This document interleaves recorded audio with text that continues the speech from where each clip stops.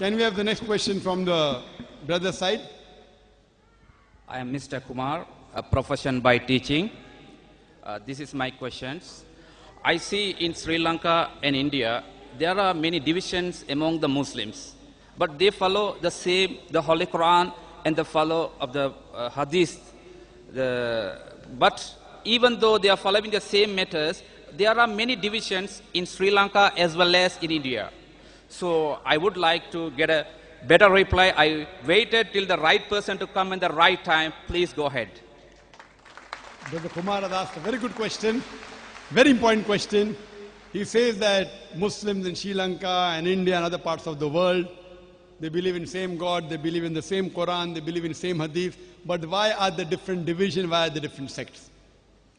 The reply is given in the Quran, in Surah Al-Imran, chapter number 3, verse number 103. It says, وَاتَثِيمُوا بِحَبْلِ اللَّهِ جَمِيعًا وَلَا تَفَرَّقُوا. Hold to the rope of Allah strongly and be not divided. The rope of Allah,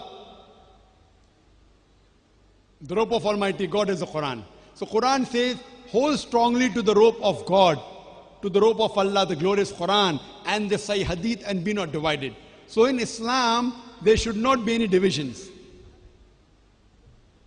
Furthermore, the Quran says in Surah Anam, chapter number 6, verse number 159, that, O Prophet, if anyone makes divisions, sects in the religion of Islam, O Prophet, you have nothing to do with him.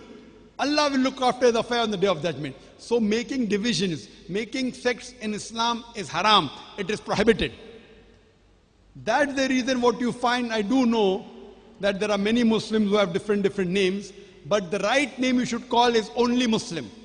And all Muslims should follow the glorious Quran and the Sahih authentic Hadith. Any scholar says anything, if it matches with the Quran and Sahih Hadith, you have to follow. If it does not match, you should throw it away. To make different organizations, some want to work in the field of education, some want to work in the field of religion, some want to help the poor, there's no problem. Doing Jama'ah, making different organizations, no problem. But as a deen, as a religion, we cannot be divided. There can be no sects. The Quran says we should not make sects. But our beloved Prophet Muhammad said, it's Hadith, the Sahih Hadith of Tirmidhi, Hadith number 171. Beloved Prophet said that there will be 73 sects in the religion of Islam. The Prophet did not say you should make. Allah says don't make, but Prophet said there will be. Unfortunately, we Muslims are divided. And the Prophet predicted that. The people asked that, and the Prophet said only one will go to Jannah, only one will go to paradise. The Prophet asked who? The Sahabas, the companions asked who? The Prophet said those that will follow me and will follow the Quran. That follows the Quran and my example. Today, unfortunately, we have different sects, Shia, Sunni, Hanafi, Shafi, Hanbali, Deobandi, Barelvi. What was the beloved Prophet? There is no Shia Sunni in the Quran. What was the beloved Prophet? Our beloved Prophet Muhammad sallallahu alaihi wasallam was a Muslim. The Quran says in Surah Al-Imran chapter 3 verse number 64, Qala innani minal muslimin. Say that I'm a Muslim. Anyone who says a Muslim is a person who submits his will to God. Any scholar says anything. All the four great A'immah, Imam Abu Hanifa, Imam Ahmad ibn Hanbal, Imam Malik, Imam Shafi, all of these four great scholars, they said, if you find any of my fatwa which goes against Allah and His Rasul, you throw my fatwa on the wall. Therefore I say, whatever Dr. Zakir Naik says in Islam is zero. What I say is zero. What you have to follow is Quran and Sahih Hadith. Therefore all my answers are backed with Quran and Sahih Hadith. Chapter number so and so, verse number so and so. All these four great scholars, we love them all. We respect them all. They never came to make sects or divisions. They came for people to understand the religion better. But unfortunately, the followers, they started making divisions. Unfortunately.